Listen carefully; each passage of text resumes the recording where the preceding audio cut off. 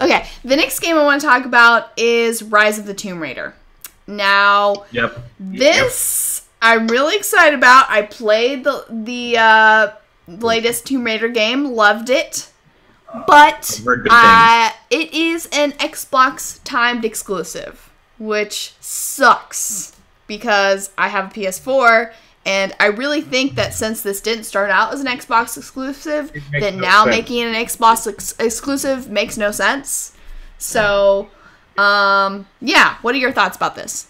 I absolutely loved the reboot to Tomb Raider. I had played previous ones before, but I'd never finished them because I always felt Lara Croft was...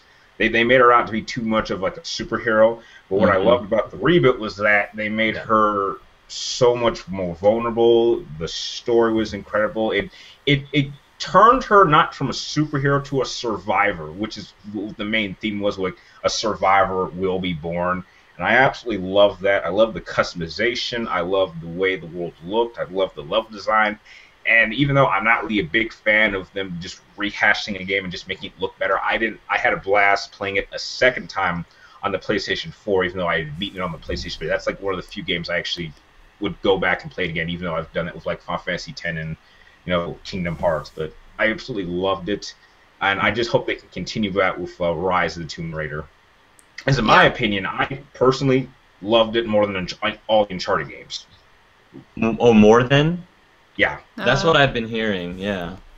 The Tomb Raider new rebooted Tomb Raider franchise is something I've also have really high up on my list to Let's Play, because of the reasons why you've already specified, Brian, with it being more of a realistic not coming of age, but rising to her own into more towards the idealist superhero that we are familiar with in the original franchise series. And I've heard the same thing, is that people were saying it feels a lot like the Uncharted series, only there are elements of it that's a lot better. I do agree that it does seem really weird that the first game was not Xbox exclusive, and now they're kind of doing this timed exclusive thing with Xbox. I don't know. That doesn't sit very well with me personally. Yeah. I guess I'm happy that it is timed in the sense that eventually it'll be available to other platforms as well, but I guess that's better than nothing. But. Yeah. I mean, I loved the latest Lara Croft game. I loved that they allowed Lara Croft to be vulnerable, because that's something that's really hard to do and make a strong female character, Yeah. Mm-hmm. Like have her be strong, but also show her emotional side, because showing a female character's emotions is really hard in general, because like one complaint that you'll get a lot, every woman has heard at some point that she's too emotional. So it's like having that balance and being able to express that, but also show that she's fully capable as a hero too. And I think that they did that with this game. I think that they proved that she was really very capable, but also that she was vulnerable. And I liked that, because she went through a very traumatic thing that shaped her and made her who she was. But also, like, one complaint that I did have about the Tomb Raider game is that I felt the characterization wasn't as strong. Like, the other characters weren't as developed as I would want them to be. But in the end, the only character that really mattered was Lara, because, like, it was her story. I think that this is going to be really good in terms of story. The trailer looks incredible with her, like, sitting, demonstrating a lot of signs of post-traumatic stress, trying to, like, to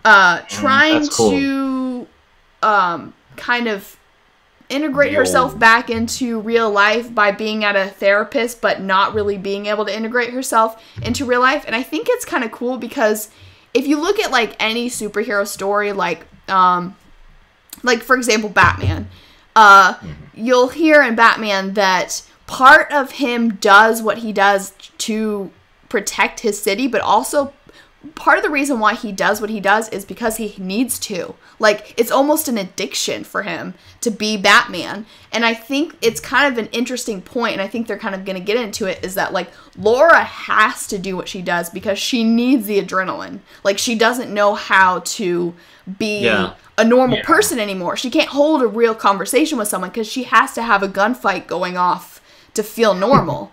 And I think that's incredible. Like, I think that'll be a really cool plot point.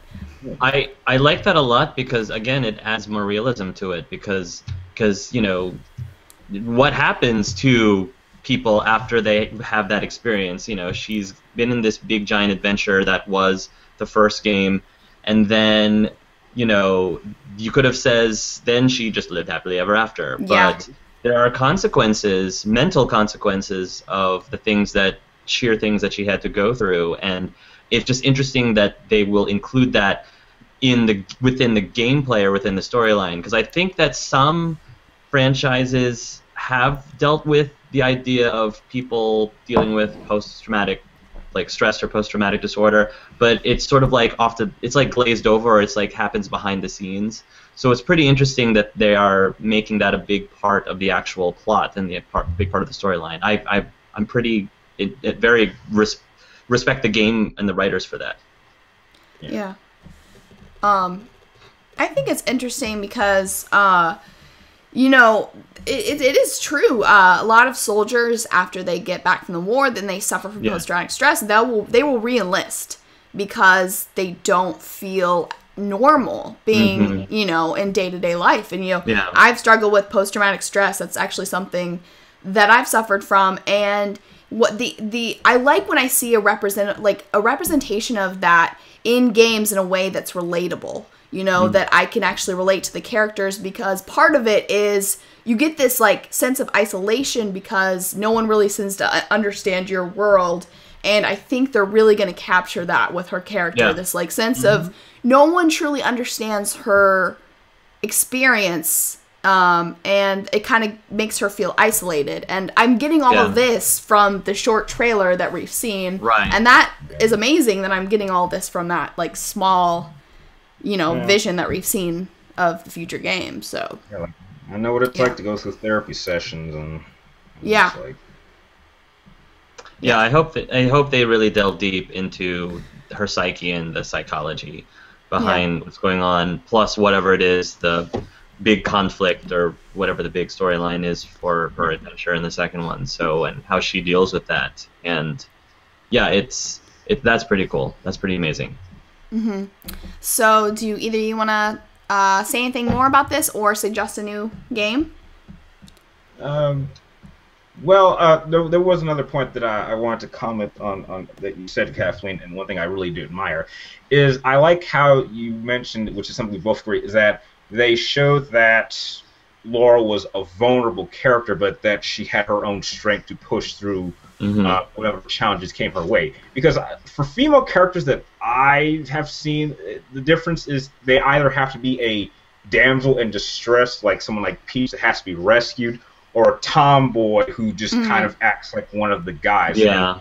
Which is why I think Femme Shepherd is maybe in the middle. Yeah. Where there were definitely times where she was vulnerable, but you could definitely tell that she could certainly handle her own and just about any situation. And I think that video games need more characters like that. Yeah, I think that's a good point because, I mean, video games really, it's interesting to just see in a story like just a breakdown of character types and of gender roles. You know, I think that tends to be something people stick to is like when it comes to female characters either being like a tomboy or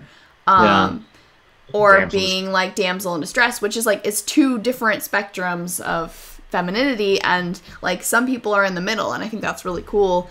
I think that you don't really get that spectrum as much in terms of male characters either. So I feel like just the key is just to have diverse characters that don't just stick to one or the other, but have like multiple aspects of their personality. So Yeah. And I think the sad thing, I'm definitely glad that a lot of female characters. There's been a huge flux of very strong female characters in video games as of late, and I'm glad that you brought up the spectrum thing, because sometimes the opposite. Sometimes the spectrum can be a big problem and even come to ridicule for men who are portrayed to be a lot more emotional. And I think that I remember that reminds me of back in Final Fantasy 13, the character Hope was this guy that a lot of people ridiculed him because they thought he was a crybaby. Yeah.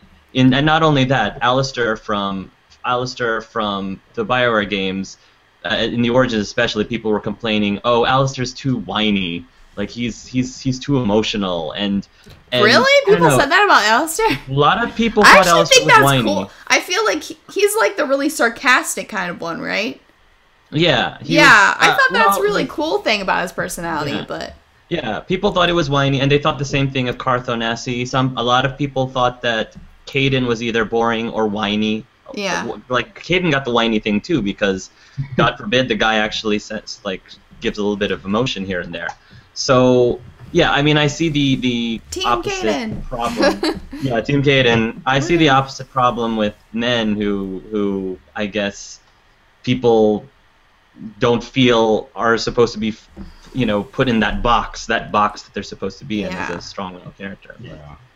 There's nothing cooler to me than seeing like a tough male character just like break down crying. Like, now I feel like that moment has to be earned. Like, if you cry all the time, it is less special. But like when like there's moments in The Last of Us where like Joel gets emotional and I'm just like, oh, like, because it's so rare to see that. Yeah. But like, like a tough dude finally breaking that wall, and like, because that just proves that you're not either tough or emotional. Right. There's multiple parts of everyone's personality. So. That was one of the reasons why I liked characters like Alistair, is because he is a very physically capable individual. He's able to hold his own in combat, but he definitely has a very vulnerable side, and a softer, vulnerable side. And to me, that's very sexy. I find that very attractive. Yeah. And I'm drawn to guys who are like that. In fact, I'd like to believe I'm marrying one.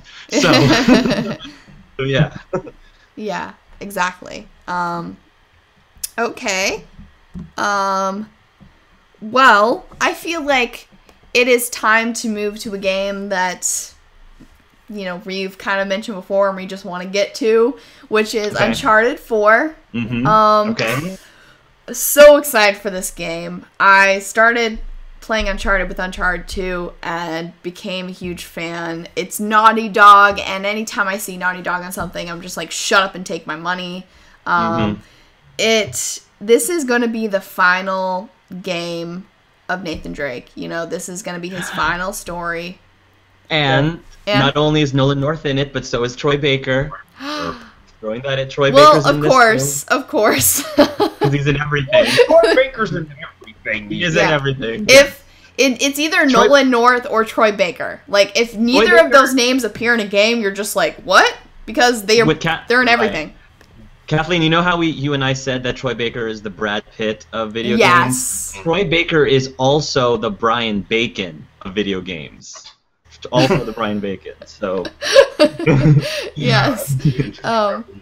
We discussed that. Brian, we discussed that Troy Baker is like the Brad Pitt of gaming because he's in everything, and he's just like the stud of gaming. He just is. Yes. And so that's why we love him. And I'm sad, and also from the trailers, it seems that this is going to be a darker Uncharted. Uncharted has always been kind of like a little bit humorous. Yeah. Indiana Jones, Yeah, Indiana Jones kind of humor on the nose, but this seems pretty dark. And Nathan Drake's a little bit older. He's got some grays, and okay. Yeah. So What do you guys have to say? Wait, okay. First of all, have both of you played Uncharted? I've played all 4 of them. Okay. All 4 of them? You mean all 3? Yeah, Golden Abyss was on Vita. Okay. Yeah.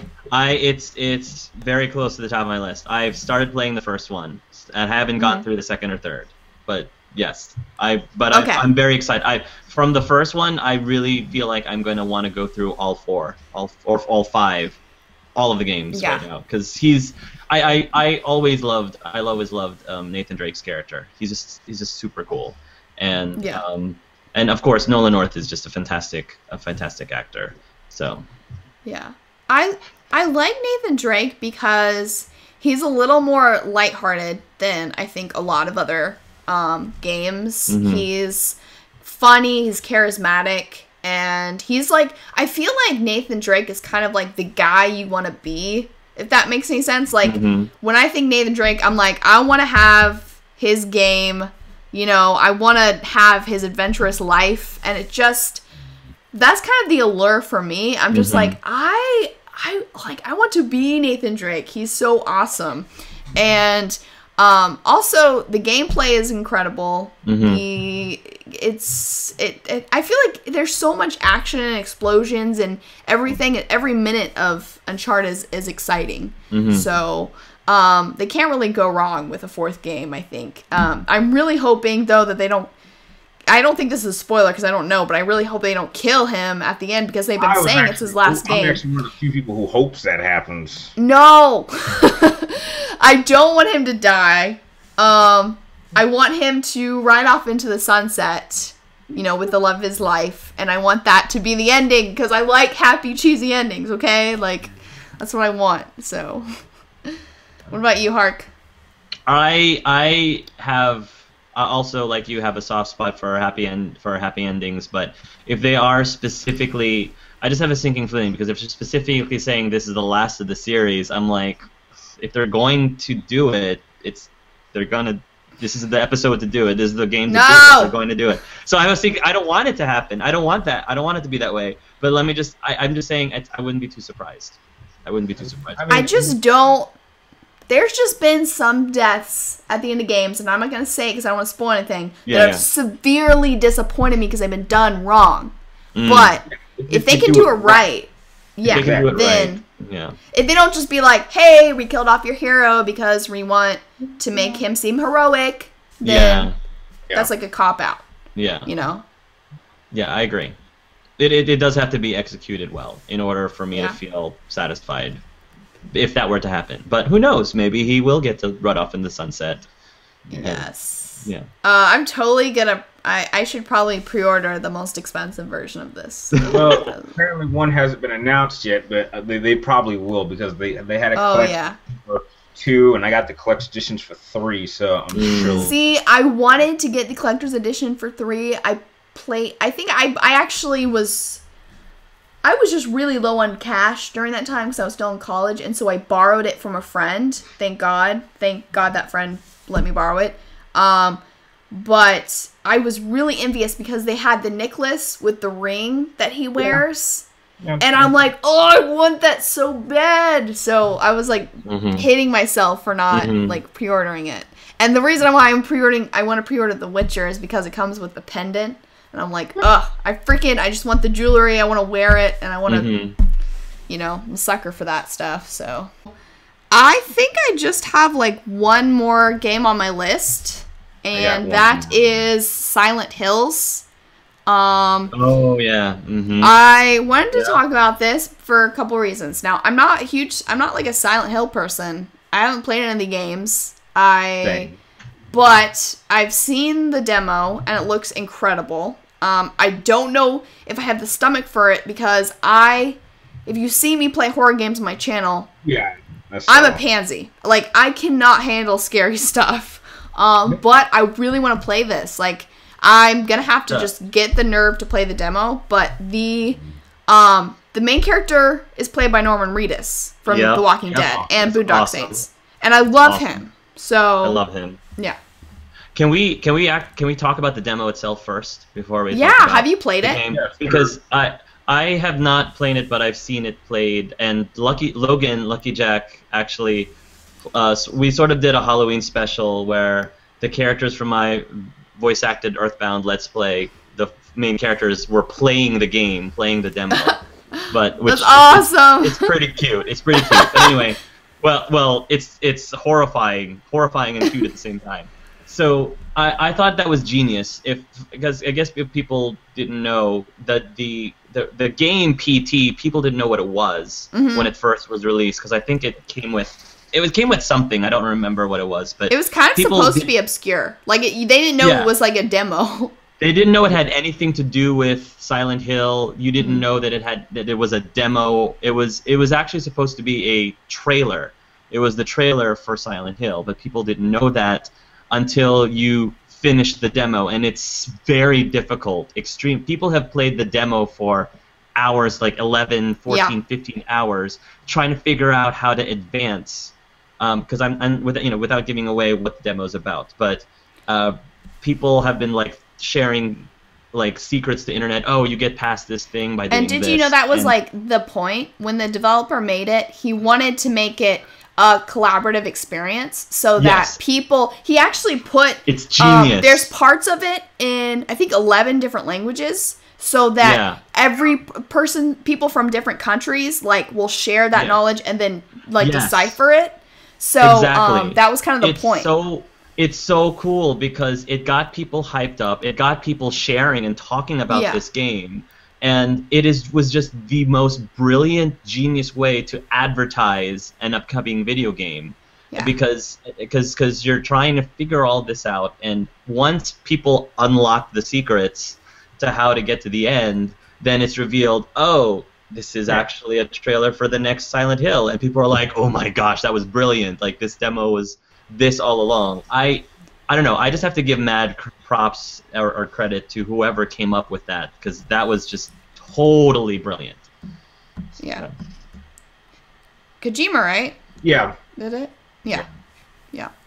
I watched Mega 64's Let's Play of it, and it was hilarious because like the whole time, like they have all, I think they had like a group of 6-8 people playing it, but they just had it on Derek's face, and he is just losing his crap. And even like the crazy thing is that even though there was a room full of people, they were still terrified. Yeah. And I really liked hearing their commentary because what they explained is that every time you play it, it's different. Yes. Like different things happen. Yes. It's not like a I guess the rooms change, like the way that the ghost interacts with you changes. And so you can play it again and still be terrified because you don't know for sure. Different things will happen. And like that's like, if I play this game, I'm gonna have to play it with someone because I can't just watch. I was watching this and them play it in the middle of the night,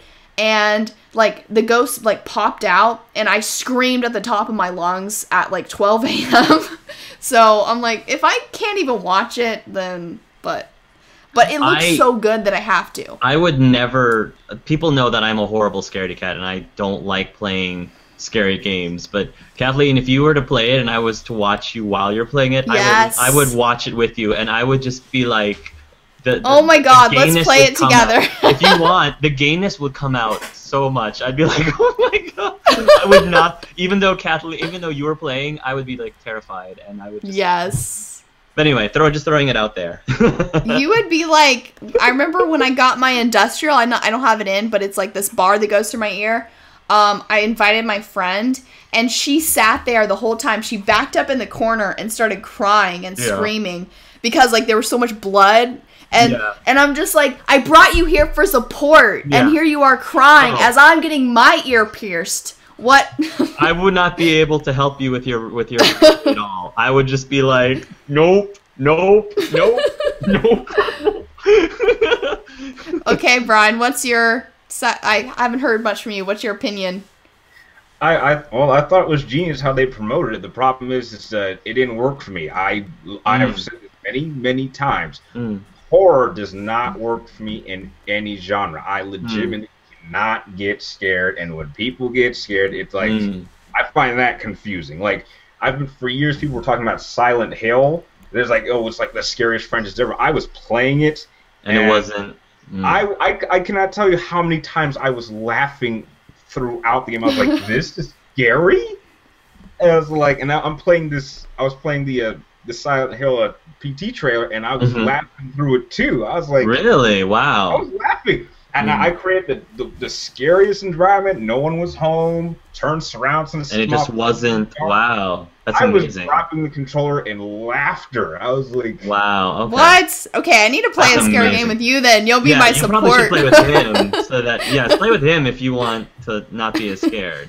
So. How is that possible? Like I think it's because I don't know. I mean, to get a little personal, I've actually seen real terrible things in my life, and I think okay, those kind of things. I gotcha. You get scared because you know it's a game, and you just it's like when you've seen something in real life. Yeah. I understand. Wow. Okay. So you're probably like a little more hardcore than some of us, more sheltered people. I enjoyed your Let's Play of the Evil Finch so much because you were freaking out at parts where I was like an action star. It's like, oh, it's like when you got that part that broke you down. When I was playing it, I was like John McClane. I was like, come on, bring it on, big boy. And I took those things down. The thing is too, I think the really hilarious thing too with me in horror is that when I'm scared, I can't function. Like, so I forget how everything works, and I get really shitty at the game, but for some reason, people like watching me get shitty at the game, so I'm like, okay, if